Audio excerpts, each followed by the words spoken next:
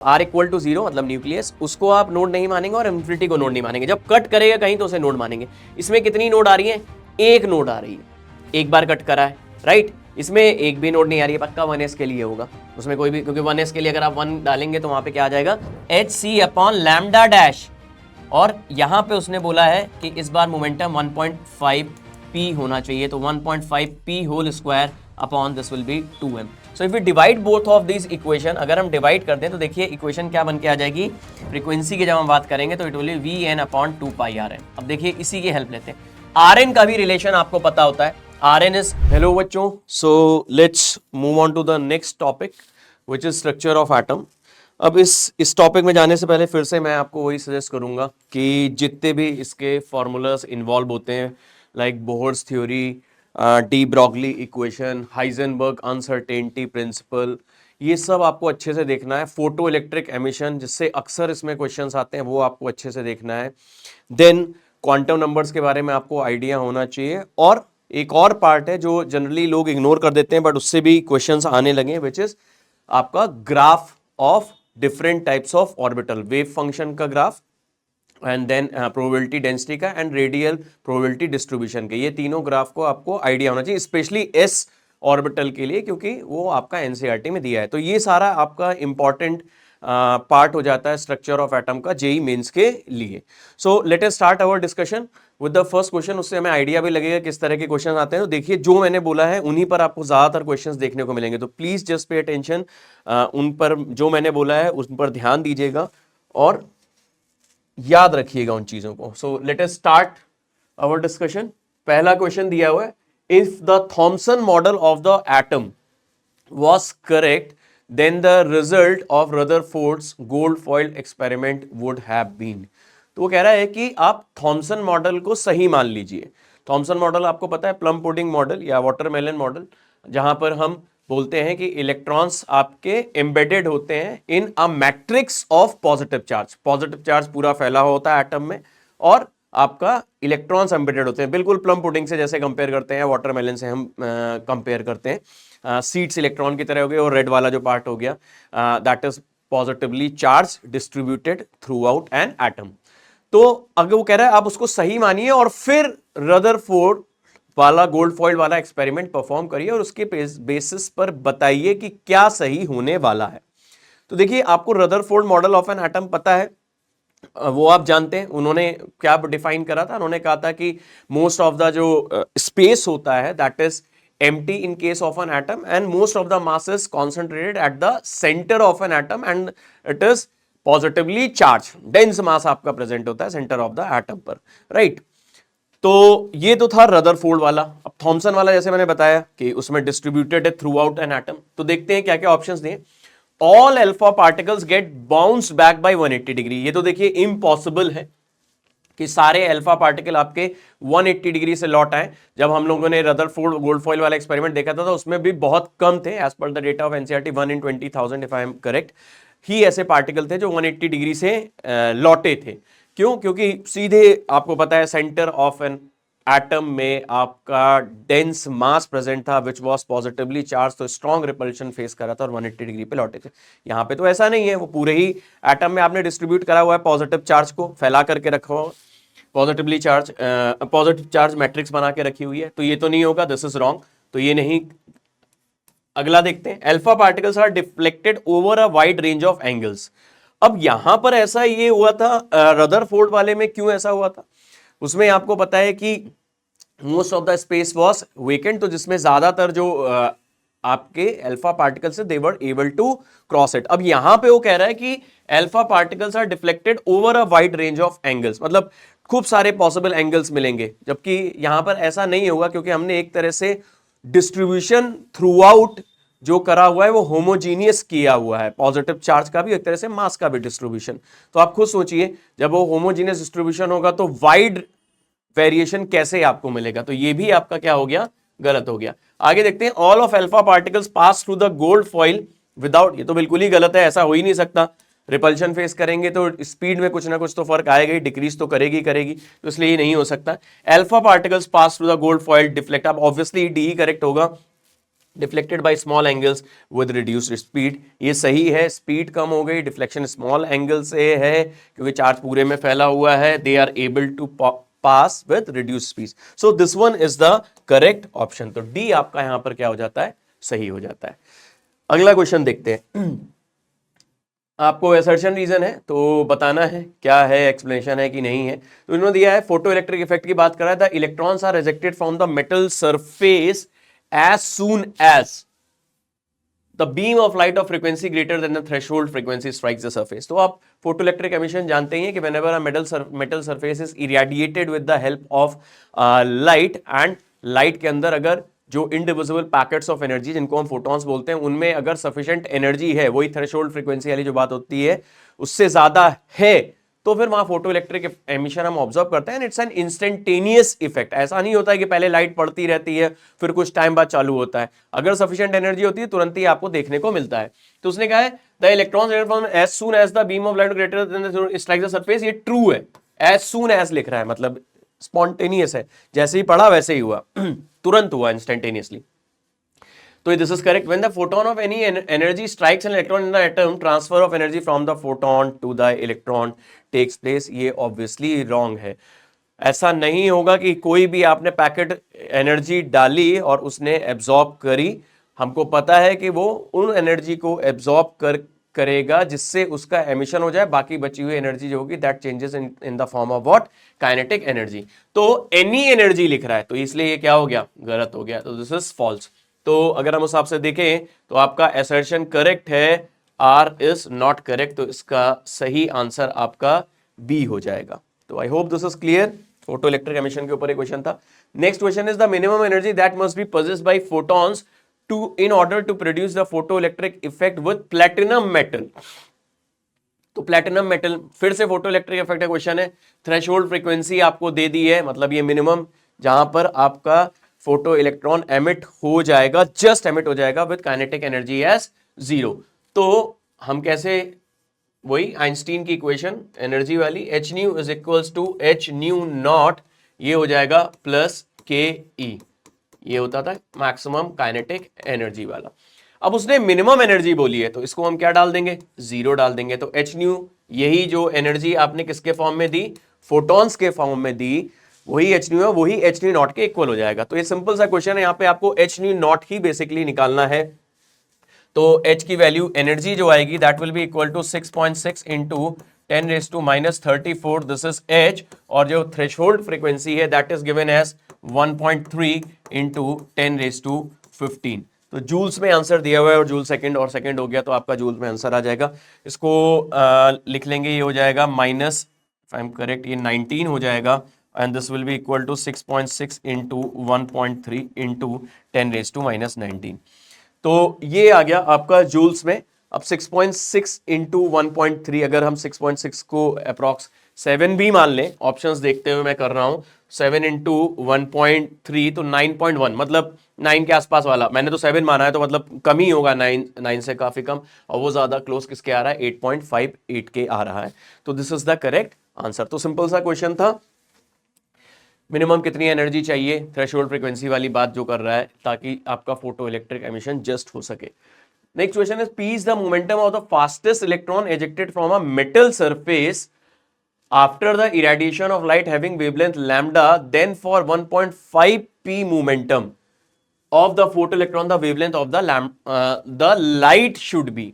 तो कह रहा है कि लाइट आपने डाली जिसकी वेवलेंथ उसने लैम्डा दी हुई है, उसकी वजह से आपका मोमेंटम कितना आ रहा है, पी आ रहा है। वो किसका आ रहा है, fastest electron ejected, maximum kinetic energy की मतलब बात कर रहा है। और फिर कह रहा है 1.5 बताइए कितना लैम्डा होगा, लैम्डा के टर्म्स में आपको आंसर करना है। और साथ में उसने दिया है assume kinetic energy of photo ejected photoelectron to be very high in comparison to work function. Basically यहाँ पे वो चाह रहा है कि आप वर्क फंक्शन वाले पार्ट को इग्नोर करें।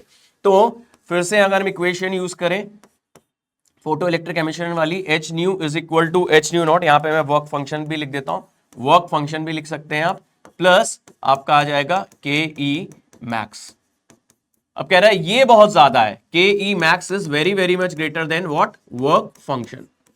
तो हम इसको इग्नोर कर देते हैं। तो यहां से एच न्यू आ गया तेरा किसके इक्वल, के ई के इक्वल आ गया। अब यहाँ पे मोमेंटम के टर्म्स में बात कर रहा है, तो हमें काइनेटिक एनर्जी को बेसिकली मोमेंटम के टर्म्स में लिखना पड़ेगा। तो we already know this, kinetic energy जो होती है that is equal to half m v square. तो अगर हम इसको m से मल्टीप्लाई और डिवाइड करें तो 1/2m times of m v का होल स्क्वायर हो जाएगा। So this can be written as p square upon 2m। This is kinetic energy. तो ये हमारे पास काइनेटिक एनर्जी आ गई मोमेंटम के टर्म्स में। तो पहला इक्वेशन बनाते हैं, एच सी बाय लैम्डा। पहली equation h c by lambda is equal to kinetic energy हो जाएगी पी स्क्वायर अपॉन 2m। ये आपकी काइनेटिक एनर्जी हो जाएगी। m is the mass of an electron. दूसरी इक्वेशन एच सी अपॉन लैम्डा डैश, और यहां पे उसने बोला है कि इस बार मोमेंटम 1.5 p होना चाहिए, तो 1.5 p whole square upon this will be 2m। So if we divide both of this equation, अगर हम डिवाइड कर दें तो देखिए इक्वेशन क्या बन के आ जाएगी, lambda dash upon lambda is equal to, सब कुछ कैंसिल हो जाएगा आपका और ये रह जाएगा 1/1.5 का whole square. 1.5 can be written as 3/2, तो मतलब ये बेसिकली 9/4 बन जाएगा, तो 4/9 आ जाएगा। So this will be equal to 4/9। तो लैम्डा डैश यहां से जब आप कैलकुलेट करेंगे तो कितना हो जाएगा, 4 lambda upon 9। I hope it matches up with the answer. ये देखिए डी के साथ मैच कर रहा है, तो D is the correct answer. तो सिंपल सा था यहाँ पर, इस अप्रोक्सीमेशन को हमें करना था क्वेश्चन में जो कि उसने दे दिया था, तो बस उसी की हेल्प से हम इसको सॉल्व कर सकते हैं। तो देखिए फोटो इलेक्ट्रिक एमिशन में फिर से एक क्वेश्चन। नेक्स्ट देखते हैं, विच of the graphs show, again photo electric emission के ऊपर क्वेश्चन आ गया है, below does not represent the relationship between incident light and the electron ejected from metal surface। तो देखिए आपको पता है ये ग्राफ सही है, एनर्जी ऑफ लाइट की बात कर रहा है, मतलब एच न्यू की बात कर रहा है। तो आपको पता है जब हम एच न्यू एनर्जी देते हैं in the form of photons, तो वो कहां जाती है, H nu naught plus kinetic energy में। तो ये यहां पे ये किसको बेसिकली रिप्रेजेंट कर रहा है, वो थ्रेशोल्ड वाले पार्ट को रिप्रेजेंट कर रहा है। तो आपको तो पता है कि ऐसा नहीं कुछ भी एनर्जी डालो एमिशन हो रहा चालू हो जाएगा, आपका एच न्यू जो है वो एच न्यू नॉट से ग्रेटर होना चाहिए। तो उसी ने वो दिखाया है कि एक पॉइंट के बाद यहां पे एमिशन होना चालू हुआ। और फिर ऑब्वियसली अगर आप जो फोटोन है उसकी एनर्जी को बढ़ाएंगे तो काइनेटिक एनर्जी क्या करेगी, इंक्रीज करेगी, जो यहां पे उसने शो कर दिया है। राइट, इक्वेशन आपको पता ही है, आई होप इसमें कोई दिक्कत नहीं होगी।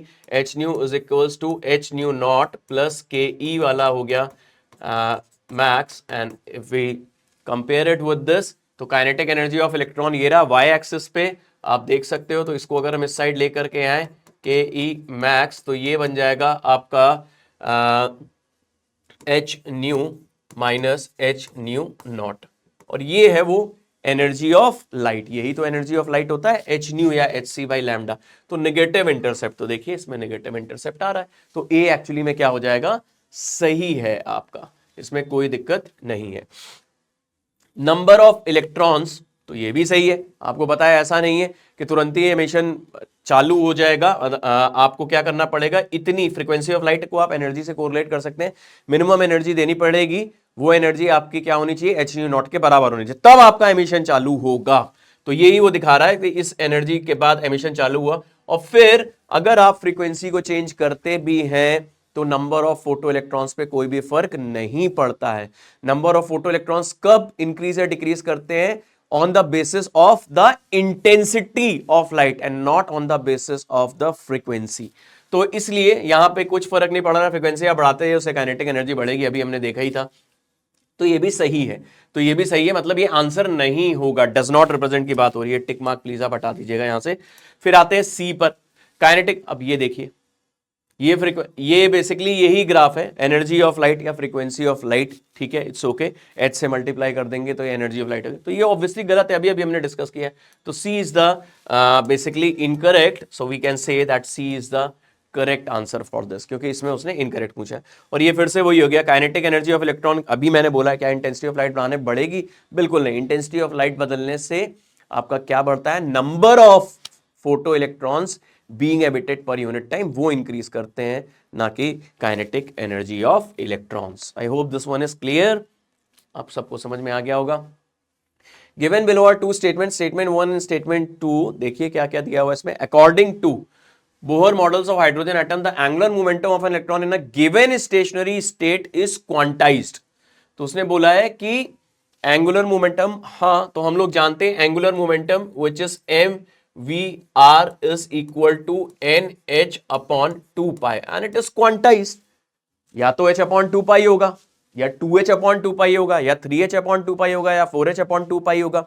इसी को क्वांटाइजेशन बोलते हैं। जब हम वैल्यूज को फिक्स कर देते हैं और कहते हैं कि बस यही हो सकती है और कुछ नहीं हो सकती इसके अलावा, then it is known as quantisation. तो हाँ सही है, ये क्वांटाइज था बिल्कुल, तो this is correct, true. The concept of electron in Bohr's orbit violates the Heisenberg, ये भी सही है, बिल्कुल सही बात है। तो हाइजेनबर्ग अनसर्टेनिटी प्रिंसिपल कहता है कि माइक्रोस्कोपिक पार्टिकल के लिए पोजीशन एंड मोमेंटम या स्पीड बोल सकते हैं साइमल्टेनियसली आप नहीं निकाल सकते विदाउट एनी एरर। अगर आप पोजीशन एग्जैक्ट निकालेंगे तो आपका वेलोसिटी में, स्पीड में बहुत ज्यादा एरर आएगा, और अगर आप स्पीड एक्यूरेसी से निकालेंगे तो पोजीशन में बहुत एरर आएगा। तो ये हाइजेनबर्ग अनसर्टेनिटी प्रिंसिपल कहता है। जबकि बोहर्स थ्योरी के हिसाब से what we did, we calculated the position of electron, that is in terms of the distance from the centre of the nucleus. R के टर्म्स में हमने देखा था formula 0.53 n square by z angstrom, आप लोग जानते हैं, दिया था सीधे सीधे। और वेलोसिटी भी हम निकाल सकते थे 2.18 इंटू 10⁶ z बाई n, और वहां हमने कोई एरर की बात नहीं करी थी। तो इसलिए बोहर्स की थ्योरी हाइजेनबर्ग अनसर्टेनिटी प्रिंसिपल के अकॉर्डिंग नहीं है, ध्यान रखिएगा। हाँ, wave mechanical model of atom है, क्यों? Because wave mechanical model of an atom में हम प्रोबेबिलिटी की बात करते हैं, finding an electron around the nucleus. वहां हम श्योरली नहीं बोलते नहीं यहीं पर होगा, we talk about what, probability.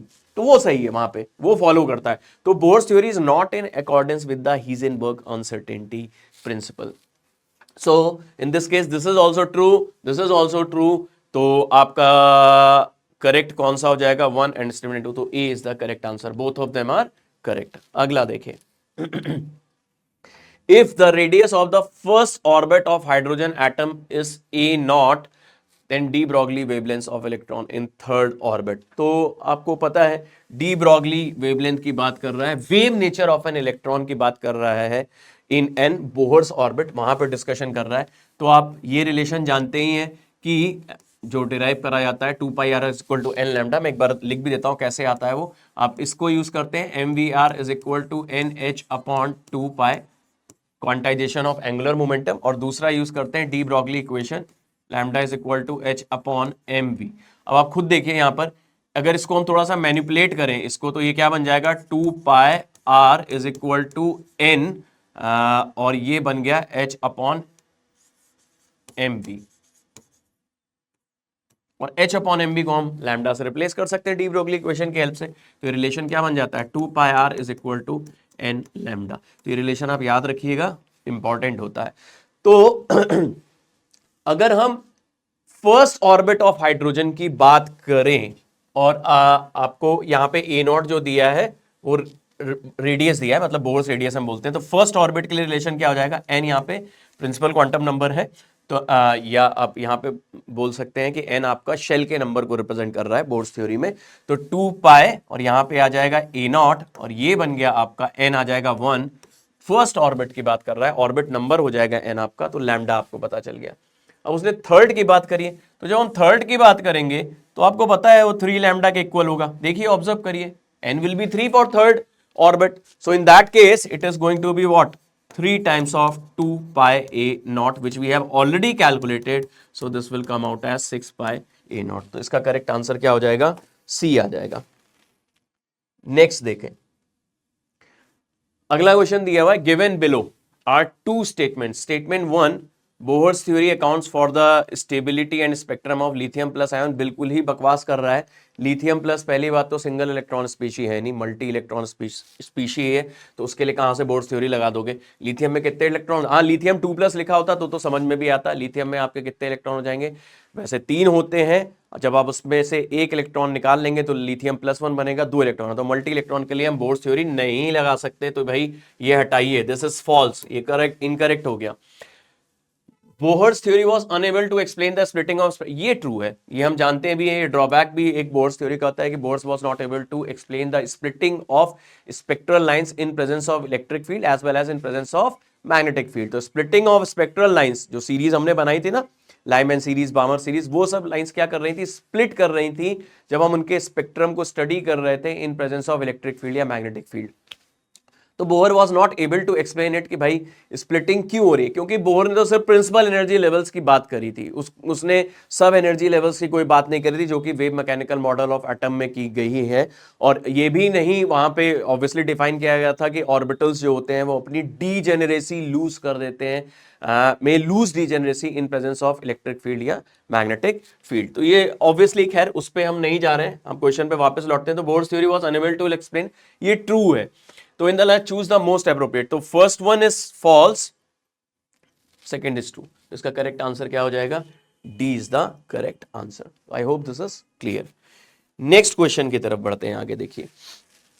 Next question में क्या दिया है, given below are two statements according to Bohr's model of an atom qualitatively the magnitude of velocity of electron increases would decrease in positive charge on the nucleus। तो अब यार we know this velocity of an electron for one electron species in nth orbit is given as 2.18 into 10 raised to 6 z by n meter per second, इससे देते हैं। तो अब उसने बोला है कि the magnitude of velocity, तो ऑब्जर्व करिए, electron increases with decrease in positive charge, बिल्कुल गलत बोल रहा है। यहाँ पे z क्या होता है, नंबर ऑफ प्रोटॉन्स या एटॉमिक नंबर होता है, और वही पॉजिटिव चार्ज को रिप्रेजेंट कर रहा है यहाँ पर। तो with decrease in positive charge on the nucleus, तो ये गलत है, उल्टा डायरेक्टली प्रोपोर्शनल है, as there is no strong, तो दिस इज फॉल्स। ठीक है, अब अगला, according to Bohr's model of an atom qualitatively the magnitude of velocity increases with decrease in, ये सही है। देखिए ये कब बढ़ेगा, जब प्रिंसिपल क्वांटम नंबर या n जो है वो आपका क्या करेगा, डिक्रीज करेगा। तो the magnitude of velocity of electron increases with decrease, inversely proportional है, तो दिस वन इज करेक्ट। तो पहला फॉल्स था, दूसरा ट्रू है। तो statement 1 is false but statement 2 is true, तो इसका करेक्ट आंसर आपका क्या हो जाएगा, ए हो जाएगा। तो I hope this is clear, simple सा एप्लीकेशन था, इसमें कुछ ज्यादा करना नहीं है। नेक्स्ट देखिए, अब दिया हुआ है according to Bohr's atomic theory kinetic energy of electron is proportional to z² by n²। देखिए काइनेटिक टोटल एनर्जी का फॉर्मूला हम सब लोग जानते हैं, टोटल एनर्जी क्या होता है, -13.6 z² बाय n² eV पर एटम। अगर हम एक एटम की बात कर रहे हैं तो ये होता है। अब जो काइनेटिक एनर्जी, ये भी हम लोग जानते हैं, टोटल एनर्जी का मैग्नीट्यूड और काइनेटिक एनर्जी, ये रिलेशन हम जानते हैं, is equal to kinetic energy के मैग्नीट्यूड के, बस साइन में फर्क आता है, और पोटेंशियल एनर्जी का हाफ होता है। ये बेसिकली ऑर्डर होता है। एंड टोटल एनर्जी और kinetic energy, similarly potential energy और काइनेटिक एनर्जी, इनके साइन क्या होते हैं, ऑपोजिट होते हैं, right. So this is the relation. तो टोटल एनर्जी काइनेटिक एनर्जी का मैग्नीट्यूड क्या होता है, इक्वल होता है। तो हम यहां से हम ये भी बोल सकते हैं कि काइनेटिक एनर्जी का एक्सप्रेशन क्या हो जाएगा, it will be equal to, minus sign डालिए इसमें, 13.6 z² बाय n² eV। अब आते हैं, kinetic energy is proportional z² by z² by n²। तो क्या ये सही है, हाँ बिल्कुल सही है, सामने दिख रहा है सीधे सीधे कि z² और n², तो दिस इज करेक्ट। तो ए करेक्ट है।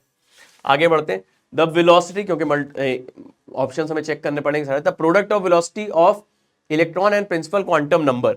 अब वेलोसिटी ऑफ एन इलेक्ट्रॉन का फॉर्मूला आप सब लोग जानते हैं, 2.18 इंटू 10⁻⁶ z बाय n होता है। कह रहे हैं इसको n से मल्टीप्लाई करिए और z² के प्रोपोर्शनल होगा, नहीं बिल्कुल गलत है, z के प्रोपोर्शनल रहा है, आप मल्टीप्लाई करें n को, सो दिस इज रॉन्ग, तो ये भी नहीं होगा। Frequency of revolution of electron in an orbit, तो फ्रीक्वेंसी हम कैसे डिफाइन करते हैं, रेसिप्रोकल ऑफ टाइम पीरियड, और टाइम पीरियड कैलकुलेट करना बहुत सिंपल है, 2πr which is the circumference divided by vn। तो इसी का रेसिप्रोकल करेंगे तो यहां पर आ जाएगा फ्रीक्वेंसी की, जब हम बात करेंगे तो it will B vn upon 2πrn। अब देखिए इसी की हेल्प लेते हैं, rn का भी रिलेशन आपको पता होता है, rn is equal to 0.53 n² by z। Constant को भूल जाइए, n और z पे सारा क्वेश्चन पूछा गया। तो vn को अगर हम ऑब्जर्व करें तो z बाई n आएगा, तो यहां से z बाई n आ जाएगा, जेड बाई एन लिख लेते हैं, कांस्टेंट को थोड़ी देर के लिए भूल जाइए, और आर एन की जगह एन स्क्वायर बाई जेड आएगा, तो एन स्क्वायर बाई जेड आएगा, तो ये चीज बन जाएगी z square by n cube, जबकि उसने z cube by n cube दिया है, तो दिस इज रॉन्ग। डी पे आते हैं, Coulombic force of attraction. Coulombic force of attraction हम जानते हैं एफ जो हो जाएगा वो हो जाएगा k z e square upon r square, r n square, यही होता है k q one q two by r square. इसी तरह हम electrostatic force of repulsion attraction निकालते हैं, तो बोर्स में एट इलेक्ट्रॉन और न्यूक्लियस के बीच में there is attraction, e is the charge on the nucleus, e यहाँ पे 1.6 इंटू 10⁻⁻⁹ कूलम के लिए मैंने लिखा हुआ है, ध्यान रखिएगा। यहाँ ईवी है, ये इलेक्ट्रॉन वोल्ट है, राइट, याद रखिएगा।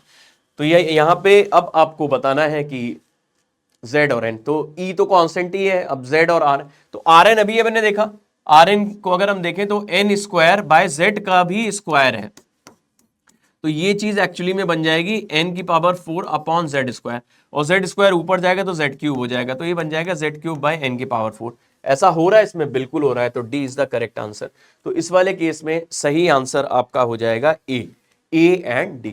तो यहां पर सिंपल सा एप्लीकेशन था, आपको फॉर्मूले पता होने चाहिए, उसी से यूज करके हम सॉल्व करते हैं। देखिए ज्यादातर क्वेश्चन आपको जो देखने को मिल रहा है वो किस पर देखने को मिल रहा है, फोटो इलेक्ट्रिक एमिशन वाला पार्ट इंपॉर्टेंट है जिससे क्वेश्चंस पूछे जा रहे हैं, और दूसरा आप देख रहे हैं बार बार बोर्ड्स थ्योरी के ऊपर वो क्वेश्चंस पूछ रहा है।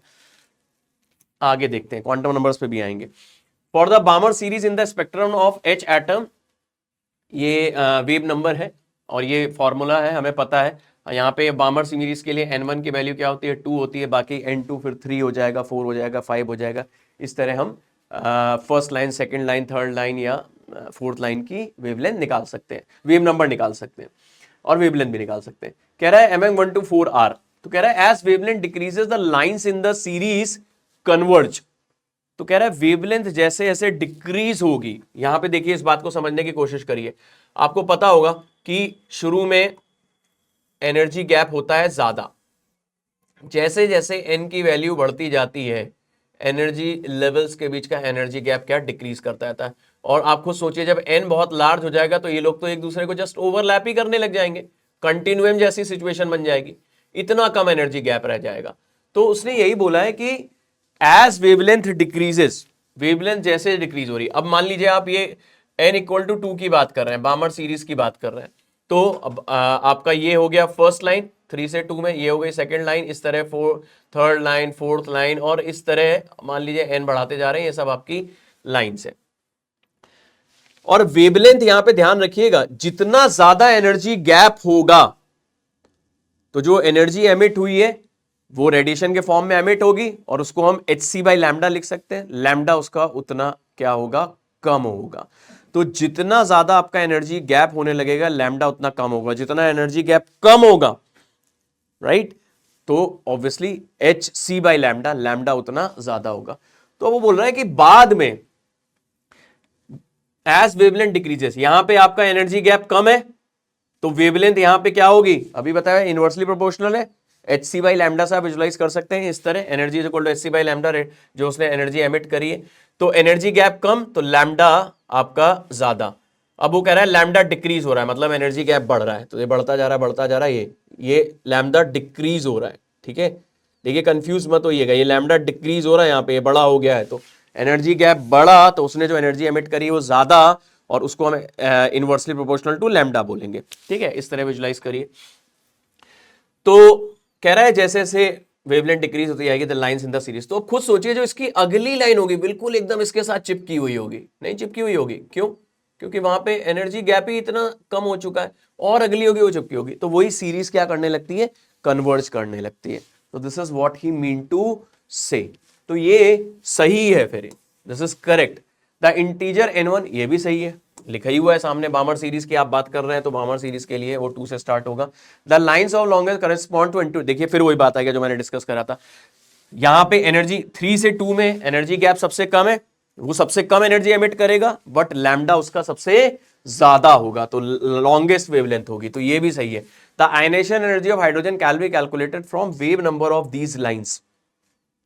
अब ये गड़बड़ है, क्योंकि आप बामर सीरीज में जो डिस्कशन कर रहे हैं आयनाइजेशन एनर्जी के लिए आप ग्राउंड स्टेट की बात करेंगे, ग्राउंड स्टेट मतलब n इक्वल टू 1, यहां पे तो कहीं पे n इक्वल टू 1 नहीं, यहां पे तो सारा डिस्कशन 2 के ऊपर ही चालू हो रहा है। तो अगर आप एनर्जी से कोरिलेट करेंगे भी तो वो 2 और 2 के ऊपर वाले एनर्जी लेवल से कोरिलेट करेंगे, तो मतलब हम यहां से आयनेशन एनर्जी नहीं कैलकुलेट कर पाएंगे। तो इसलिए फोर्थ आंसर नहीं है। तो 1 2 3 देखिए किसमें आ रहा है, अगर कहीं आ रहा है तो वो करेक्ट आंसर हो जाएगा, C is the correct answer. I hope this is clear. अगला देखें, the ground state energy of hydrogen atom is -13.6 eV। हम जानते भी हैं द एनर्जी ऑफ, ये तो देखिए फिर से फॉर्मूले का एप्लीकेशन है, En इज इक्वल टू क्या हो जाएगा, -13.6 Z square by N square EV। ये है आपका। अब हमें निकालना है किसके लिए, हीलियम प्लस के लिए। तो हीलियम प्लस आपका कैसा है, सिंगल इलेक्ट्रॉन स्पीशी है, Z इसका 2 होगा, और उसने सेकेंड एक्साइटेड स्टेट बोला है, ध्यान रखिएगा सेकेंड एक्साइटेड स्टेट में n की वैल्यू 3 होगी। कई बार बोलते बच्चे सेकेंड एक्साइटेड स्टेट देख के n की वैल्यू 2 डाल देते हैं। Ground states corresponds to n equal to 1, first excited state n equal to 2 और second excited state n equal to 3। Substitute कर दिए यहाँ पे, तो -13.6 यहाँ पे आ जाएगा 2 स्क्वायर अपॉन ये हो जाएगा 3 स्क्वायर, तो this will be equal to -13.6 into 4/9, और इसको अगर हम सिंप्लीफाई करें तो ये लगभग 1.5 बैठेगा, और इंटू 4 6 के आसपास आंसर आपका आना चाहिए। तो बेस्ट इसमें देख सकते हैं आंसर सी जो है वो आपका मैच कर रहा है, तो -6.04। तो ये सिंपल सा क्वेश्चन था। नेक्स्ट देखें अगला क्वेश्चन क्या दिया, which one of the following about an electron occupying the 1s orbital in a hydrogen atom is incorrect. कह रहा है क्या इनकरेक्ट है, बोर्स रेडियस को A0 से रिप्रेजेंट कर रहा है, तो 1s ये इंपॉर्टेंट है, 1s की बात कर रहा है। The electron can be found at a distance of twice A0 from the, can be लिख रहा है, तो बिल्कुल इट कैन बी फाउंड। अगर आप उसका रेडियल प्रोबेबिलिटी डिस्ट्रीब्यूशन ग्राफ देखेंगे, मैं बना भी देता हूं कैसा बनेगा, तो अगर आप 1s का रेडियल प्रोबेबिलिटी डिस्ट्रीब्यूशन ग्राफ देखेंगे तो इस तरह कुछ बन रहा होगा 1s के लिए, 4πr² साई स्क्वायर का जो ग्राफ होगा, r² साई स्क्वायर, और ये है r होता है, ये इस तरह आता है, तो ये नॉट को करस्पॉन्ड कर रहा होता है। अब 2A0 पे ऐसा तो है नहीं, ठीक है, तो यहाँ कुछ ना कुछ इलेक्ट्रॉन को पाए जाने के चांसेस हैं, तो इसलिए ये सही है। तो ये आंसर नहीं होगा, इनकरेक्ट बताना है। The probability density of finding the electron is maximum at the nucleus. तो इसके लिए जब हम प्रोबेबिलिटी डेंसिटी का ग्राफ बनाते हैं, क्योंकि इसने 1s बोला हुआ है, तो ये मतलब साई स्क्वायर का ग्राफ तो ये इस तरह जाता है, बनता है, गोज लाइक दिस, इस तरह ये आपका बनेगा। तो आप खुद देख सकते हैं कहां पे मैक्सिमाइज कर रहा है, तो ये भी आपका सही है, इनकरेक्ट नहीं है। आगे देखते हैं, the magnitude of potential energy is double that of its kinetic energy on an average. ये अभी हमने डिस्कस भी करा था, potential energy, half of potential energy is equal to kinetic energy होता है, साइन उल्टा कर लीजिएगा ऑपोजिट साइन के साथ, तो पोटेंशियल एनर्जी डबल ही हो गई, half of potential is equal to kinetic energy, तो हम क्या बोलेंगे, potential energy is double that of kinetic energy on, और मैग्नीट्यूड की बात कर रहा है, तो ये भी सही है, इसका मतलब ये भी आंसर नहीं है, D. The total energy of the electron is maximum when it is at a distance A0 which is Bohr's radius उसने बोला है from the nucleus। तो ये गड़बड़ है, this is wrong। यहां पे बोल रहा है टोटल एनर्जी आपकी मैक्सिमाइज कर रही है at a distance A0 from the nucleus, this is wrong, ये गलत हो गया, क्योंकि वो उसकी ग्राउंड स्टेट है, जहां पे वो स्टेबिलिटी अटेन कर रहा है, तो वहां पे एनर्जी उसकी मैक्सिमम नहीं हो सकती।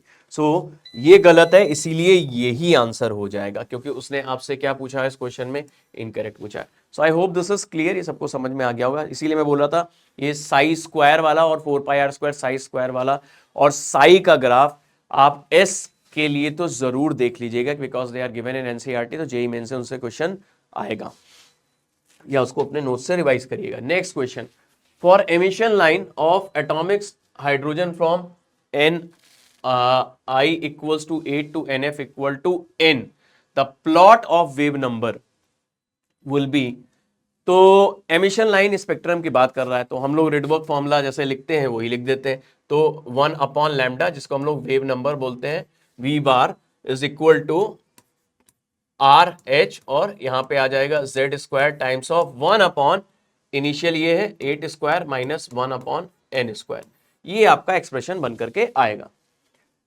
ये एमिशन क्लास, लाइमन होती तो उसके लिए 1 स्क्वायर हो जाता, बामर होती तो 2 स्क्वायर, वो एमिशन स्पेक्ट्रम होते हैं, तो इसी तरह हम लिख सकते हैं।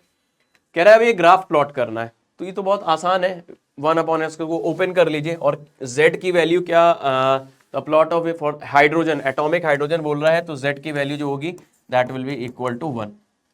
तो ये रिलेशन बन जाएगा v bar is equal to R H, इसको खोलिए तो R H upon 8 square minus R H upon N square हो गया। तो y एक्सिस पे is equal to C plus M X, compare कर लीजिए इसे, x एक्सिस पे 1/n स्क्वायर ले रहा है, तो इंटरसेप्ट जो आप स्लोप जो आ रही है वो क्या आ रही है, माइनस आर एच। तो इसने पूछा क्या है, देखिए जरा, और जो इंटरसेप्ट आ रहा है ध्यान रखिए वो आर एच अपॉन 64 आ रहा है, तो ये तो नहीं हो सकता, नॉन लीनियर हटाइए, लीनियर आ रहा है, linear with slope R H, ये भी गलत है, linear with slope minus R H, ये सही है। तो इसलिए करेक्ट आंसर हो जाएगा। देखिए इसे कंपेयर कर लीजिएगा। आई hope this is clear. Next देखते हैं, if the D Broglie wavelength of the electron in the nth Bohr orbit in a hydrogen atom is equal to 1.5 pi a naught. A naught is Bohr's radius, then the value of n by z is. तो D Broglie wavelength in Bohr orbit in a hydrogenic, hydrogenic मतलब 1 electron species की यहां पे बात हो रही है, is equal to 1.5 pi a not, तो n बाई जेड की वैल्यू। तो अब हम लोग ये जानते हैं relation 2 pi r is equal to N lambda, ये रिलेशन अभी हमने पिछले किसी क्वेश्चन में डिराइव करा था। अब देखो मुझे z लाना है, तो मैं इस r को एलिमिनेट करता हूं, और r भी आप लोग जानते हैं कितना होता है, 0.53 n स्क्वायर बाय z। ये एक बोहर्स रेडियस, इसी को बोहर्स रेडियस बोलते हैं, तो this can be written as a not n square by z। ये हम डाल सकते हैं, इस r को यहां डालते हैं, तो रिलेशन क्या बन जाएगा, 2 pi a not n square by z is equal to N lambda, और ये बन जाएगा 2 pi a not n by z is equal to lambda.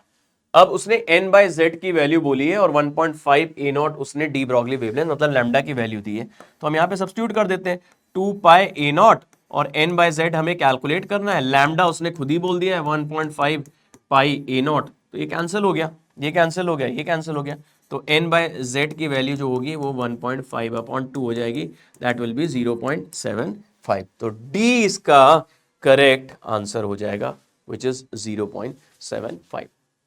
तो क्वेश्चन वॉज प्रेटी सिंपल, कुछ था नहीं इसमें, बस आपको ये थोड़ा सोचना था कि z में कैसे इनकॉर्पोरेट करूंगा, तो वो आप rn से क्या कर सकते हैं, हेल्प ले सकते हैं, उसके बेसिस पे से किया जा सकता है। नेक्स्ट क्वेश्चन देखिए, the correct decreasing order of energy for the orbitals having following set of quantum numbers. अब ये तो बहुत ही हलवा क्वेश्चन है, इसमें तो आपको n+l रूल यूज करना है, और n+l रूल आप बहुत अच्छे से जानते हैं, lower the value of n+l lower will be its energy in case the value clashes up, n+l की वैल्यू सेम हो जाए तो one with lower value of n principal quantum number उसकी एनर्जी कम होगी। तो फटाफट n+l की वैल्यू निकालते हैं। यहाँ पे कितना आ रहा है n+l 3, यहाँ पे n+ कितना l आ रहा है 4, यहाँ पे कितना आया 4, यहाँ पे कितना आया 5, सबसे कम इसमें है, तो a की एनर्जी तो सबसे कम होगी। खैर सारे ही ऑप्शन में उसने a की एनर्जी सबसे कम दे दी है, तो a को डालिए। अब इन दोनों में कंपेयर करिए b और c में, यहां 4 और 4 आ रहा है, क्लैश कर गया है, तो हम देखेंगे किसके लिए n छोटा है, इसके लिए n छोटा है तो उसकी एनर्जी क्या हो जाएगी, कम हो जाएगी। तो इसके बाद आ जाएगा c, फिर बचा b और सबसे ज्यादा n+l की value d, dbc is the correct answer, तो d सबसे आगे आएगा, तो a is the correct answer. Next देखते हैं, identify the incorrect statement from the following, a circular path around the nucleus in which an electron moves is proposed at Bohr's orbit. Very true, सही बात है, हम लोग उसे orbit बोलते हैं, तो ये सही है। इनकरेक्ट बोलना है, एक मिनट, हाँ, N orbital is the one electron wave function, बिल्कुल सही बात है, इसी तरह हमने वेव फंक्शन को डिफाइन करा है, कुछ भी गलत नहीं है, ये भी सही है, तो मतलब ये आंसर नहीं है। The existence of Bohr's orbit is supported by hydrogen spectrum, definitely वो उसको सपोर्ट करता है, एनर्जी लेवल्स की वहां पे बात करता है, तो सही है ये भी। Atomic orbital is characterized by the quantum numbers n and l, ये गलत है। एटॉमिक ऑर्बिटल को अब अगर हमें डिफाइन करना होता है तो it is defined not only on the basis of n and l, it is defined on the basis of n l n m l, n, l और ml, magnetic quantum number, principal quantum number, azimuthal quantum number, और वो हो गया आपका magnetic quantum number. तो वो यहां पर मिसिंग है, तो इनकम्प्लीट स्टेटमेंट है। तो सही आंसर आपका क्या हो जाएगा? डी, क्योंकि हमें इनकरेक्ट वहां पर मार्क करना था। तो देखिए सिंपल सा एप्लीकेशन। नेक्स्ट पे आते हैं। Consider the following pair of electrons, ये सब दिए हुए हैं आपको। ए का the pair of electrons present in degenerate orbitals. Now what is the meaning of degenerate orbital? Degenerate orbitals उन्हें बोला जाता है which have same energy. Same energy के लिए हम क्या यूज करते हैं? Degenerate orbitals. अब आपको बताना है कि किसकी एनर्जी सेम है। तो जैसे 2px, 2py, 2pz, उनकी एनर्जी क्या हो जाएगी? सेम हो जाएगी। तो वहां पर हम यही चेक करेंगे n+l की वैल्यू। n+l की वैल्यू जब सेम आएगी तो एनर्जी भी क्या हो जाएगी? सेम। तो यहां n+l की वैल्यू आती है 4, यहां लिख दे रहा हूं मैं। यहां n+l की वैल्यू आती है 5, तो ये तो आंसर कभी भी नहीं हो सकता। यहां आती है 5, यहां भी आती है 5, तो ये होगा आंसर। यहां पे आती है n+l की वैल्यू 6 और यहां आती है 5, तो ये नहीं होगा। तो बी इसका करेक्ट आंसर है। n+l की वैल्यू भी सेम है और साथ में n की वैल्यू भी सेम है। देखिए 3, तो इसका मतलब यहां पे एनर्जी इनकी क्या होगी? सेम। तो that means we are talking about degenerate orbitals. So I hope this is clear. तो ये आसानी से आप समझ सकते हैं। L इक्वल टू 0 S को रिप्रेजेंट करता है, L इक्वल टू 1 1 को, L इक्वल टू 2 किसको रिप्रेजेंट करता है? D को। तो ये D के बेसिकली ऑर्बिटल्स होंगे। 3D के आपको पता है, D के आपको पता है 5 होते हैं, तो 3D के बेसिकली मतलब 3D में के जो 5 ऑर्बिटल में से ये दोनों होंगे, उनकी एनर्जी क्या होगी? सेम होगी। So let's move on to the next. तो इसका आंसर क्या हो जाएगा आपका? बी हो जाएगा। I hope this is clear. अब आते हैं अगले में। क्या कहता है? Which of the following is the correct plot for the probability density psi square R as a function of distance from the. तो प्रोबेबिलिटी डेंसिटी का ग्राफ प्लॉट कर रहा है। देखिए फिर से क्वेश्चन ये आ चुका है।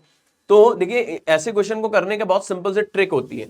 आप नंबर ऑफ रेडियल नोड्स निकालिए, number of radial nodes, it is given as n-l-1। n-1 total number of nodes होती हैं और जो एंगुलर नोट्स होती हैं वो आपकी l के इक्वल होती हैं, या नोडल प्लेन्स भी हम उन्हें बोल सकते हैं, और रेडियल नोट्स को स्फेरिकल नोट्स भी यूज कर सकते हैं। तो n-l-1। अब उसने s की बात करी है। For s l is equal to 0, l is equal to 0 और n कितना दिया है? 2। तो नंबर ऑफ रेडियल नोट्स अगर आप निकालेंगे इसके लिए 2s के लिए तो कितने आ जाएंगे? 2 - 0 - 1 विच इज 1। अब आप उसके ग्राफ देखिए, साई स्क्वायर आर वाला या 4πr² साई स्क्वायर वाला, which is radial probability distribution वाला, या प्रोबेबिलिटी डेंसिटी वाला, या साई वाला। तो ये ग्राफ आपके वर्सेस आर है, ठीक है। तो ये आप क्या करेंगे? इतना ऑब्जर्व करेंगे ग्राफ में, जितनी बार ये कट कर रहा होगा उतनी नोट्स को रिप्रेजेंट करता है। एक तो ओरिजिन और मतलब r इक्वल टू 0 मतलब न्यूक्लियस, उसको आप नोड नहीं मानेंगे, और इन्फिनिटी को नोड नहीं मानेंगे। जब कट करेगा कहीं तो उसे नोड मानेंगे। इसमें कितनी नोड आ रही है? एक नोड आ रही है, एक बार कट करा है, राइट। इसमें एक भी नोड नहीं आ रही है, पक्का 1s के लिए होगा उसमें कोई भी, क्योंकि 1s के लिए अगर आप 1 डालेंगे तो वहां पे क्या आ जाएगा? 0 आ जाएगा। फिर इसमें देखिए कितनी नोड आ रही है? एक नोड आ रही है, राइट। बट अब ये ग्राफ गलत है। आप कहेंगे सर ये इसमें भी आ रही है, तो ये दोनों सही होने चाहिए। इसमें ग्राफ नीचे की तरफ जा रहा है, स्क्वायर किया हुआ है। जब हम साई स्क्वायर का ग्राफ प्लॉट, साई का ग्राफ ऊपर भी हो सकता है नीचे भी हो सकता है, प्लस माइनस दोनों में, बट साई स्क्वायर का ग्राफ माइनस में कभी नहीं होगा, वो हमेशा ऊपर होगा। तो इसलिए सी नहीं होगा आंसर। डी, अब यहां देखिए कितनी बार कट कर रहा है? 1 2, तो इसमें 2 आ रही है, तो ये पक्का किसके लिए होगा? 3s के लिए। बट उसने 2s पूछा है, ये किसके लिए हो जाएगा? 2s के लिए। सो this one is what? The correct option. तो ये मैंने जो बात बताई याद रखिएगा, जितनी बार कट कर रहा हो उसके नोट से 0 और इन्फिनिटी को छोड़ करके आप वहां से जज करेंगे कि क्या है साई स्क्वायर और 4πr² साई स्क्वायर आर का ग्राफ। आगे देखते हैं। तो इसका करेक्ट आंसर हो गया आपका B. Next, given below are the quantum numbers for 4 electrons. आपके लिए दिया हुआ है द करेक्ट ऑर्डर। फिर से n+l रूल पे आ गया है, देखिए क्वेश्चन। तो n+l की वैल्यू फटाफट निकालते हैं। तो यहां पे कितनी आ रही है? मैं यहीं पर लिस्ट बना देता हूं और n की वैल्यू भी साथ में लिख लेंगे। तो यहाँ पे n+l की वैल्यू 5 आ रही है, इस वाले में भी 5 आ रही है, इस वाले में 6 आ रही है, इस वाले में 4 आ रही है।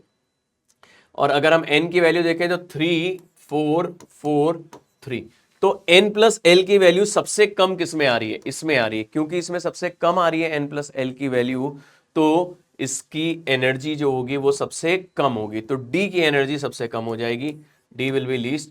इधर आ जाइए, अब इसमें अगर देखें तो ये तो ऑब्वियसली c जो है वो सबसे आगे आने वाला है, और इनमें कैसे डिसाइड करेंगे? इनमें n प्लस एल की वैल्यू क्लैश कर गई, बट इसके लिए आपकी n की वैल्यू छोटी है, तो ये आ जाएगा d a, और ये हो जाएगा b, और ये रहा c, d a b c। तो करेक्ट आंसर क्या हो जाएगा आपका? b हो जाएगा। बोलिए, आई होप दिस इज क्लियर। तो अगला देखते हैं, नेक्स्ट।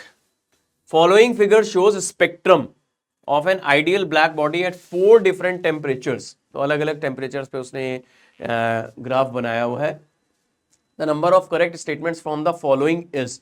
तो ये ग्राफ बना हुआ है हमारा, एनसीईआरटी में बहुत फेमस ग्राफ है, वैसे हर बुक में ही बना होता है, एनसीईआरटी में भी ड्रॉ करा हुआ है।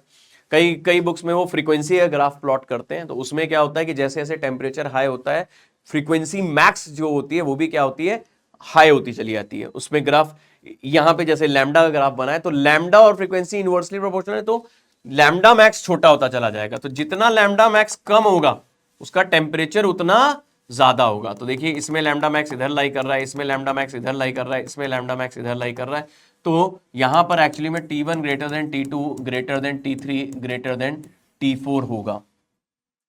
तो करेक्ट स्टेटमेंट बताने हैं, तो ये तो गलती हो गया, देख ही लिया हम लोगों ने। The black body consist of part. अब ब्लैक बॉडी रेडिएशन को हमने एक्सप्लेन करा है on the basis of quantization, quantization के बेसिस पे एक्सप्लेन करा जाता है। तो ये तो बिल्कुल गलत है, तो ये भी हटाइए। B, the peak of the spectrum shifts to shorter wavelength, अभी अभी मैंने एक्सप्लेन करा, एज टेम्परेचर इंक्रीजेस, ये सही है। सी, ये तो बकवास है, ऐसा कुछ भी नहीं होता है ये तो लग रहा है स्टेट्स ऑफ मैटर से उठा के डाल दिया है कि कांस्टेंट रहेगा।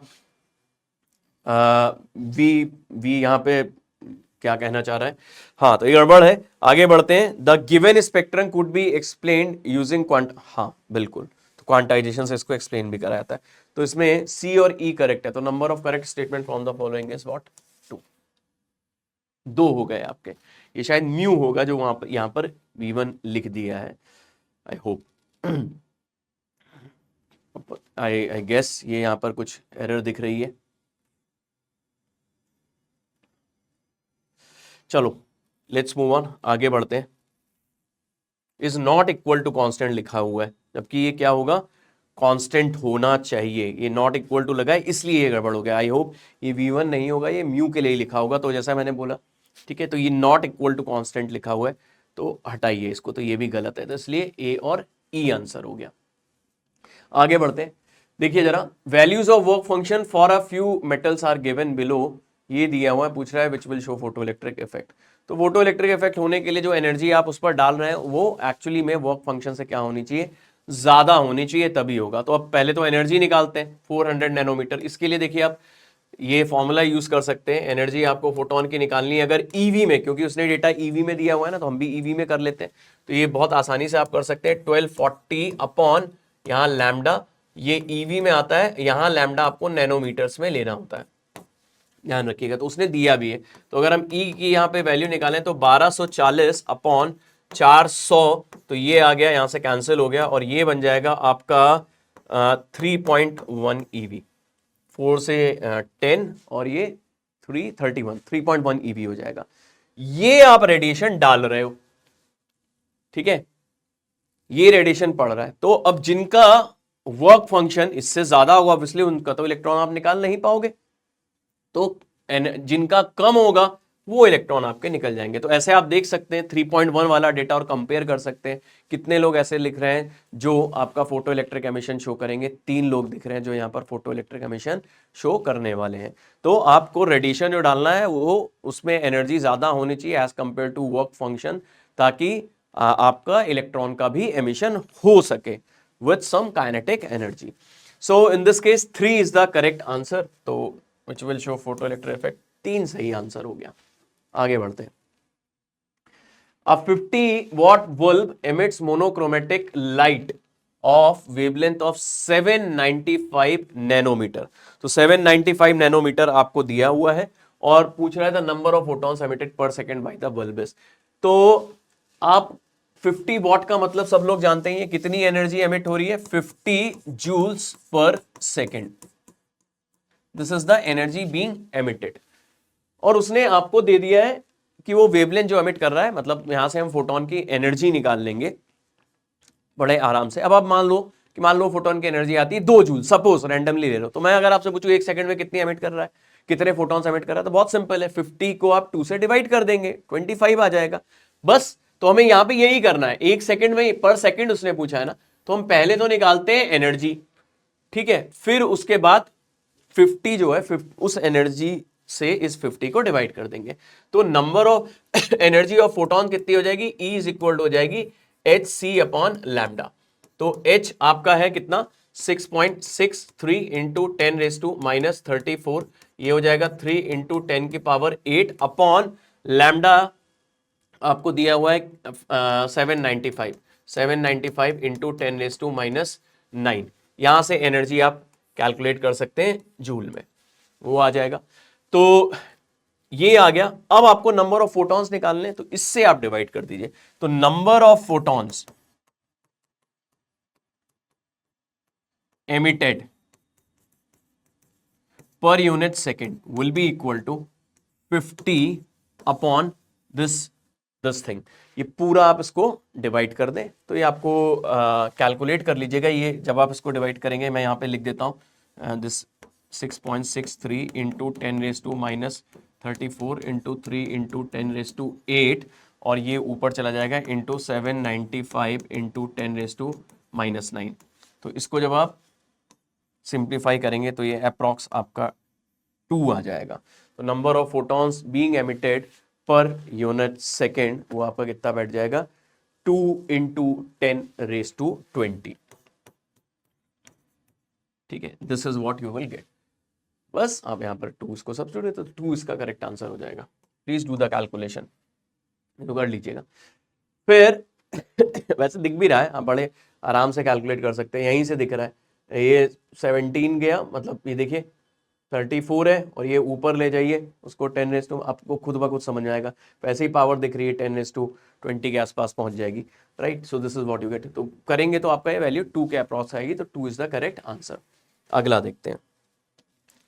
फिर इसके बाद क्या दिया हुआ है, a proton and Li3+ nucleus are accelerated by the same potential if lambda Li and lambda P denote de Broglie wavelength then the value of lambda. तो रेशियो पूछ रहा है, तो आपको यहां पर एक्सेलरेट कर रहा है। हमें पता है, ये हम जानते हैं डी ब्रॉगली इक्वेशन में, ये भी हम डिराइव करते हैं, lambda is equal to twice m times of ke।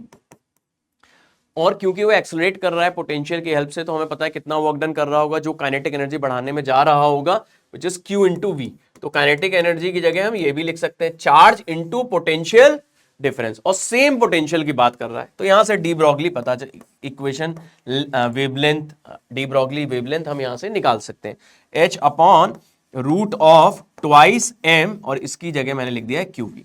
Potential उसने सेम रखा हुआ है, और मास का डेटा दिया हुआ है कि 8.3 टाइम है। अच्छी बात है। चार्ज हमें पता ही है, लिथियम 3+ पे चार्ज हम कितना बोलेंगे, 3 इंटू 1.6 इंटू 10⁻⁻19 कूलम हो जाएगा, और प्रोटॉन पे आपको पता है 1.6 इंटू 10⁻⁻19 कूलम हो जाएगा।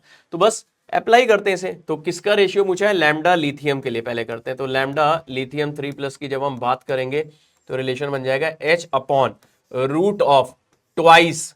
अब ये 8.3, तो प्रोटॉन के मास को हम m मान लेते हैं, तो ये हो जाएगा 2 टाइम्स 2 इंटू 8.3 इंटू m, और इंटू चार्ज आपका कितना हो जाएगा, लिथियम के पास हो रही है, तो 3e लिख दे रहा हूं, ध्यान रखिएगा। e को 1.6 इंटू 10⁻⁻19 कूलम को मैं e से रिप्रेजेंट कर रहा हूं, और यहां पे v आ गया। और लैम्डा प्रोटॉन की जब हम बात करेंगे, तो यहां पे रिलेशन बन जाएगा h upon root of twice m, और चार्ज की बात करेंगे E, और ये रहा V।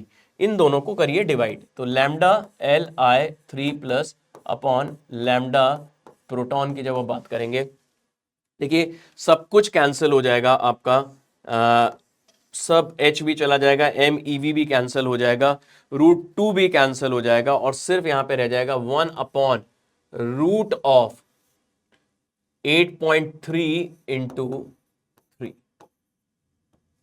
सब कैंसिल हो गया। 8.3 इंटू 3, 8.3 इंटू 3 लगभग बैठ गया 25, 1/√25, 1/5 बैठ जाएगा, अप्रॉक्स 1/5 बैठ जाएगा।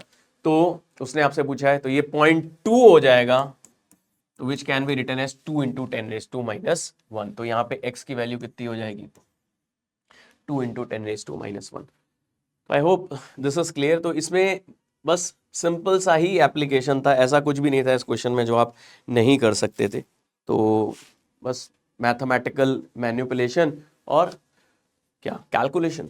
आगे बढ़ते हैं।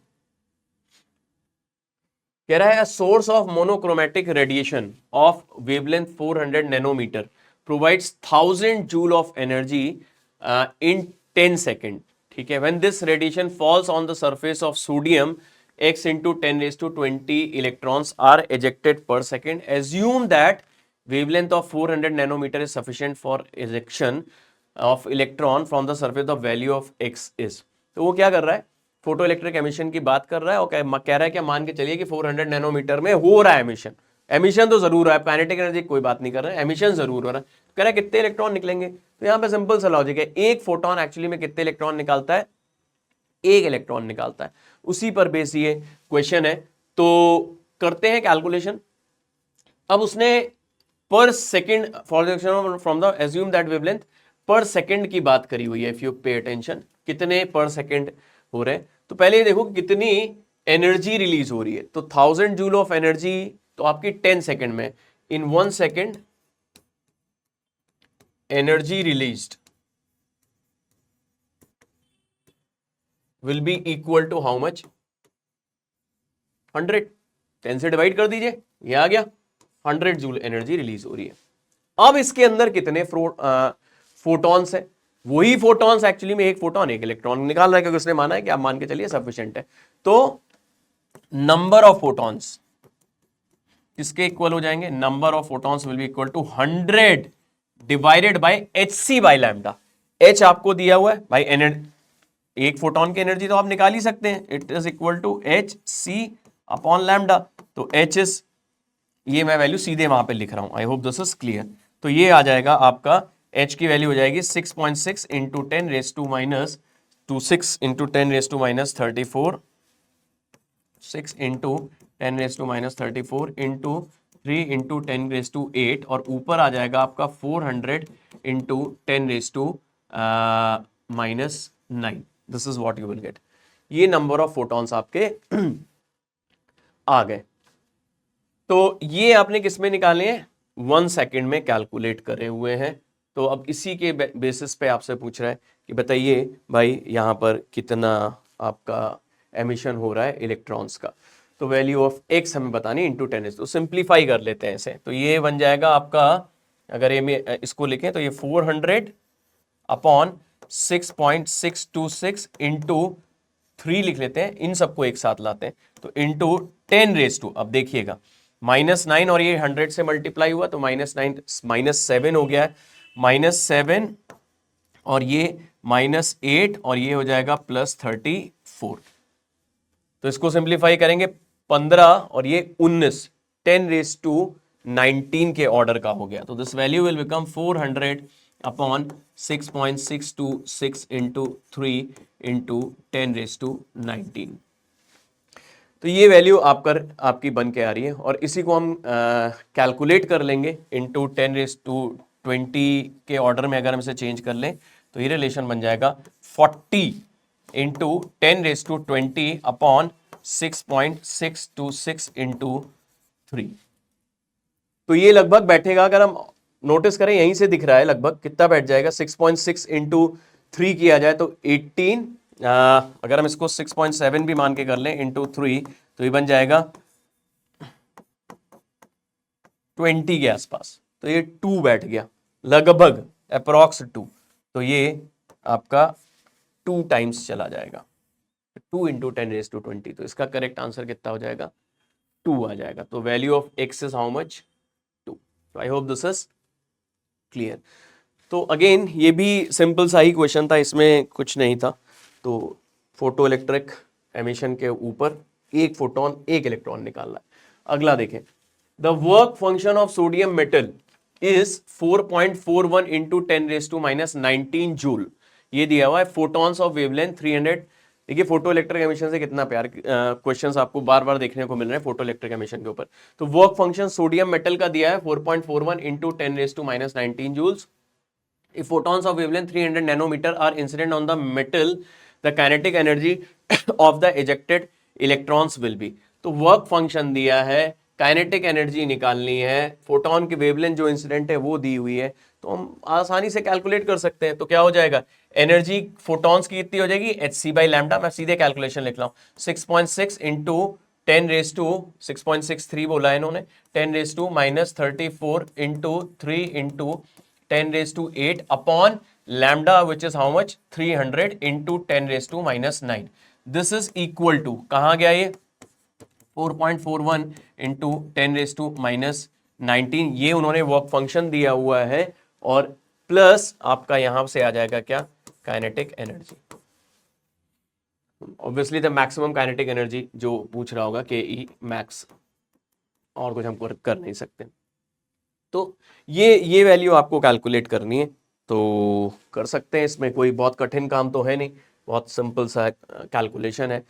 तो कैलकुलेशन इन द सेंस कि पावर्स अगर आप ऑब्जर्व करेंगे तो इसको जब आप कैलकुलेट करेंगे, I have already done this calculation, तो यहाँ से ये जो वैल्यू निकल करके आती है के ई मैक्स की, ठीक है, पावर्स तो आप बना ही लीजिएगा, कोई सिंपल नहीं है, बाद में अप्रोक्सीमेशन कर लीजिएगा। तो ये जो के ई मैक्स वाली वैल्यू अप्रोक्सीमेटली आपकी आती है, this comes out to be 222 into 10⁻⁻21। Approx में बता रहा हूँ, इसका करेक्ट आंसर जो हो जाएगा वो हो जाएगा 222। तो आप इसमें अप्रोक्सीमेशन कर लेंगे, सीधे सीधे मतलब मैं अप्रोक्सीमेशन करेंगे तो दिख जाएगा। मैं तो एग्जैक्ट कैलकुलेटर की हेल्प से निकालने की कोशिश करी थी इसे, तो इसलिए ऐसा है, राइट। तो I hope this one is clear. अगला देखते हैं, the electron in the nth orbit of the Li2+ is excited to n+1 orbit using the radiation of energy 1.47। the value of n is, और RH की value उसने बोला है energy के terms में, तो ये यूज कर सकते हैं।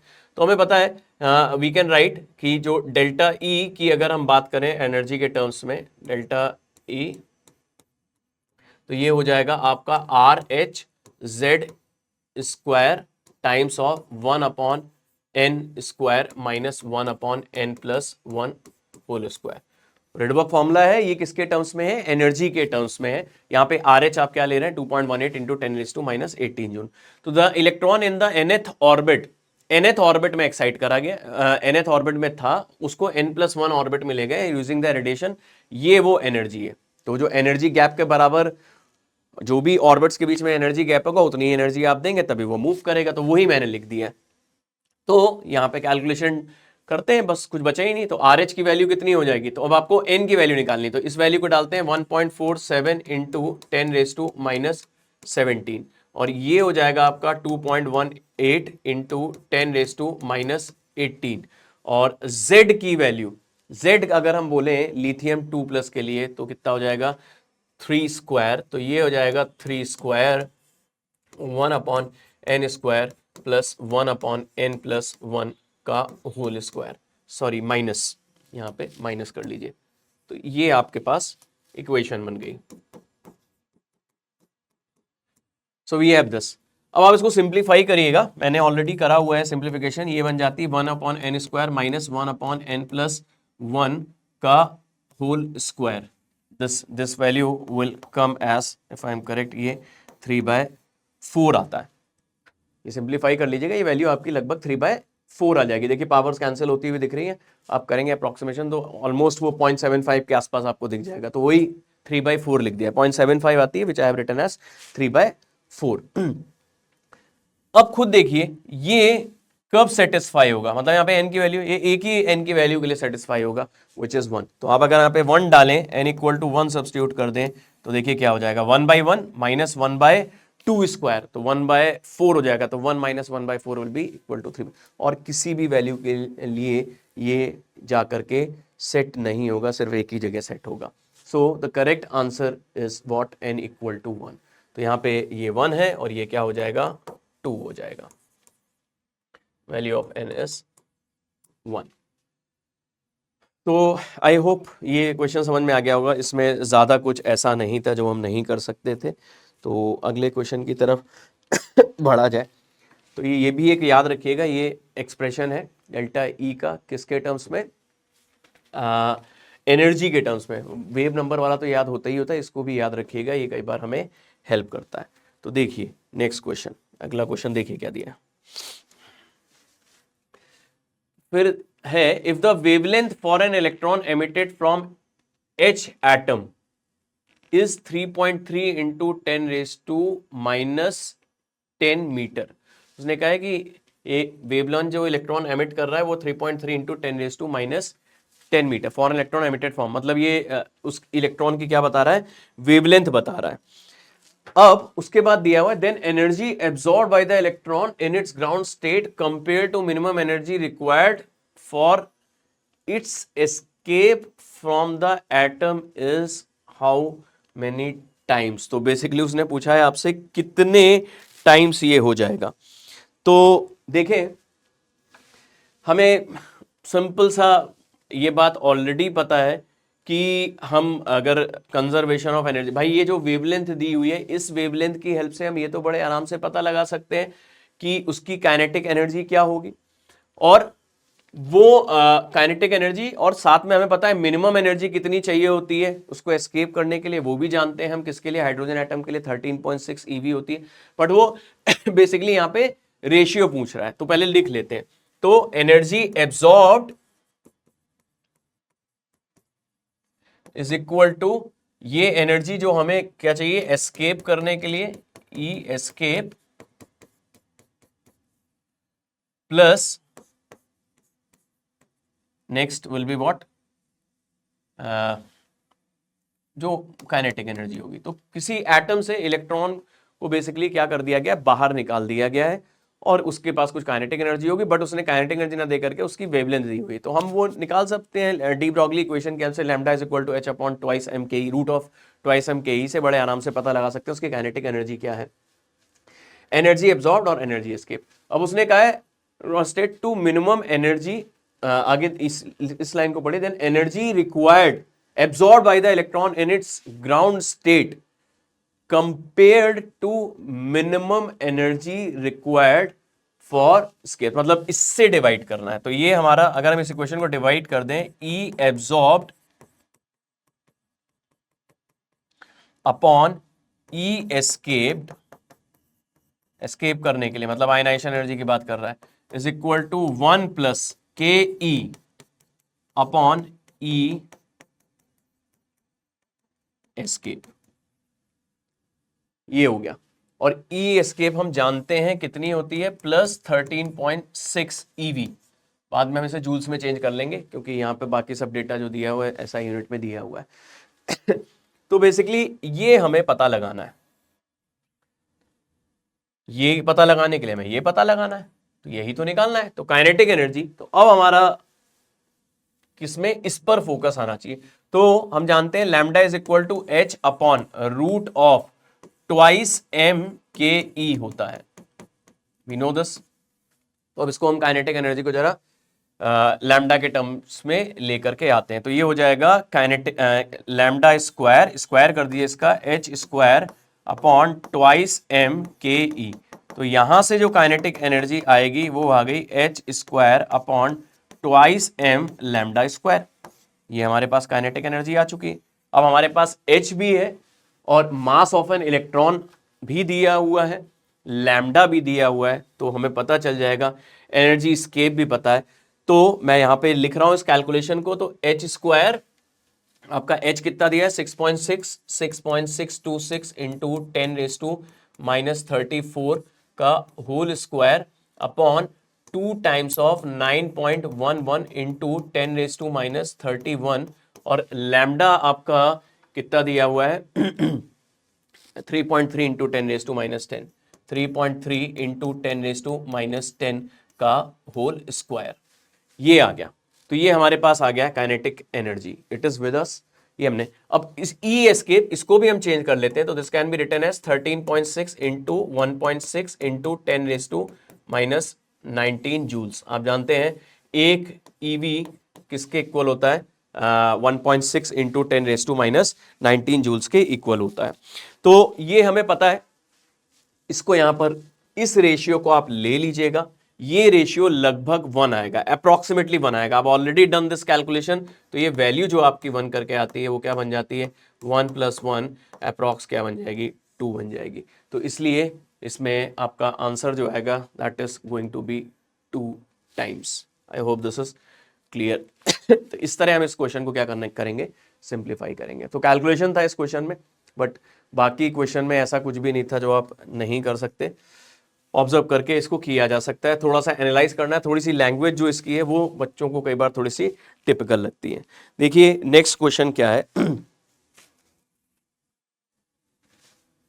The kinetic energy of electron in second order is equal to h² / m(n²), the value of x/5। तो अब यहां पर हमें काइनेटिक एनर्जी का वो जो जनरल फॉर्मूला होता है n² h² / 8π² mr², n² h² / 8π mr², ये काइनेटिक एनर्जी का फॉर्मूला जनरल वाला हमें पता होना चाहिए, इसकी हमें यहाँ पर जरूरत पड़ेगी। तो हम तो एनर्जी का फॉर्मूला सीधे जो कांस्टेंट के टर्म्स में हो तो वो याद रखते हैं, बट ये पता रहेगा तो अच्छा रहेगा, वरना डेरिवेशन में आपको वहां पर टाइम लगने वाला है। तो ये हो गया। अब ये फॉर्मूला दिया हुआ, यहाँ पे n आपका होता है ऑर्बिट नंबर, जिस भी ऑर्बिट में घूम रहा होता है। h जो आपका होता है दैट इज प्लैंक्स कांस्टेंट, और आपका पाई कांस्टेंट, ये π² है, और m आपका हो गया मास ऑफ एन इलेक्ट्रॉन, r जो हो गया रेडियस ऑफ एन ऑर्बिट हो गया। तो बस इसी को यहाँ पे तो वैसे कुछ करना नहीं है, उसने इस तरह का दिया हुआ है, सारी चीजें सिंप्लीफाई हो जाएंगी, कैंसिल होकर के उसने आपसे पूछा है कि x/5 की वैल्यू क्या है, तो बस हमें x/5 की वैल्यू निकालनी है। तो लेट्स डू दिस। तो काइनेटिक एनर्जी ये है, सेकेंड बोर ऑर्बिट की बात कर रहा है, मतलब n = 2 हो गया। तो यहां पे डालते हैं इसको, राइट, और साथ में उसने आपको दिया हुआ एक्स बोहर्स रेडियस दिया हुआ है। अब देखिए यहाँ पे A0 दिया हुआ है, A0 जो है बोहर्स रेडियस है, यहाँ पे मेंशन भी करा हुआ है। तो हमें किसी तरह इस R को एलिमिनेट करना है, A0 के टर्म्स में लाना है। तो और वो भी हम जानते हैं, R आपको पता ही है 0.53 n² होता है, इसी 0.53 एंगस्ट्रॉम को हम लोग बोलते हैं बोहर्स रेडियस। तो R can be written as A0 n²/z। इसको हम यहां पर जरा सब्स्टिट्यूट करते हैं, फिर देखते हैं क्या होगा। तो ये एक्सप्रेशन अगर आप देखें तो क्या बन जाएगा, n² h² / 8π² m, और r की जगह हम सब्स्टिट्यूट करें इसे तो ये बन जाएगा A0² और n⁴ और z² ऊपर चला जाएगा। Please check my calculations, r का स्क्वायर किया गया है तो n4 हो जाएगा, A0² हो जाएगा, z² हो जाएगा। ये आपका काइनेटिक एनर्जी का एक्सप्रेशन बन गया। अब इन्होंने काइनेटिक एनर्जी दी हुई है, हम उसी को लिख देते हैं, किसके इक्वल दी है, is equal to h² / x m A0²। यही चीज दिया हुआ है। n हमें पता है 2 है, क्योंकि उसने सेकेंड बोहर ऑर्बिट की बात करी हुई है। तो कुछ रहा नहीं, कैलकुलेशन है, और मेरे हिसाब से z क्या हो जाएगा, यहाँ पे 1 हो जाएगा। क्यों? बिकॉज हाइड्रोजन एटम की बात करी हुई है। z = 1, वो सब हम बाद में सब्स्टिट्यूट कर देंगे। तो इसको सिंप्लीफाई करें तो h² कैंसिल हो गया, यहाँ पे A0² और A0² भी कैंसिल है, m भी कैंसिल है, m भी कैंसिल है।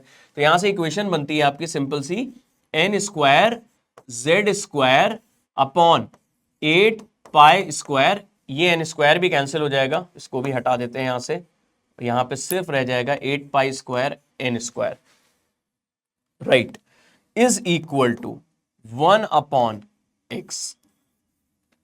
तो x अब हम यहां से निकाल सकते हैं। तो x will be equal to क्या हो जाएगा, x will be equal to 8π² n² / z²। This is x। अब सब्स्टिट्यूट कर दिए तो 8, यहां पे 2 डालेंगे तो ये 2² हो जाएगा, 8π², ये 4 हो गया, मैं सीधे वैल्यू लिखता जा रहा हूं, और z आपका कितना हो जाएगा, 1 हो जाएगा। तो ये बन गया कितना, 32π²।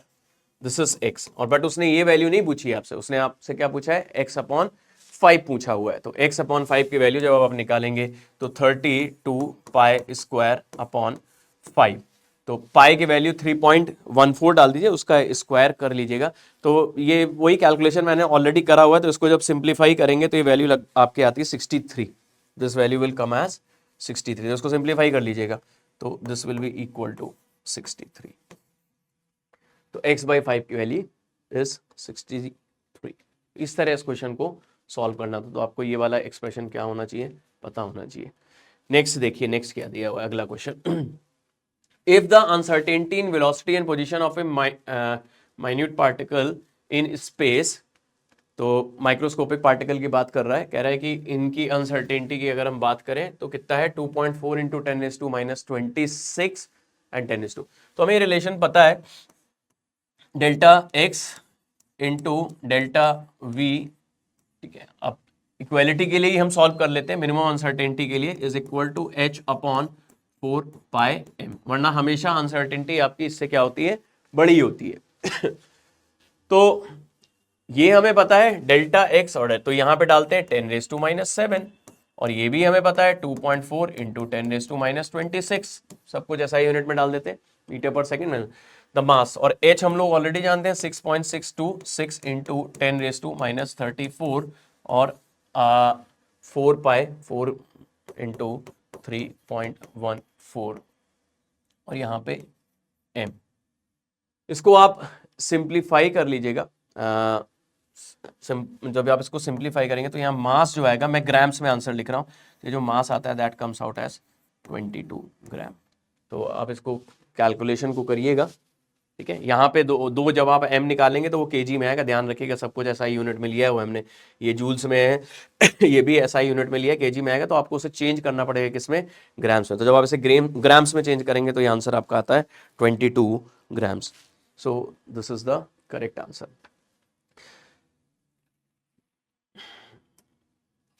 तो ये सारे क्वेश्चंस थे आपके। इसमें अगर आप नोटिस करें तो जैसा मैंने पहले भी बोला था, photo electric emission is important, और n+l के भी रूल के भी क्वेश्चंस देखिए आपको देखने को मिल रहे हैं, वही जो मैंने बताया था, उन स्पेसिफिक पार्ट पर आप फोकस कर लीजिए। तो ज्यादातर क्वेश्चंस तो इजीली ही सॉल्व हो गए थे, कुछ में कैलकुलेशंस आपके थे जो टफ थे, तो वहां पर थोड़ा सा दिमाग लगाना पड़ेगा सॉल्व करते समय। So that depends on the luck कि शिफ्ट में कौन सा कैसा कैलकुलेशन का क्वेश्चन आता है। So with this I will wind it up. Hope you have enjoyed this video. अगला टॉपिक हम लोग जल्दी देखेंगे। Thank you.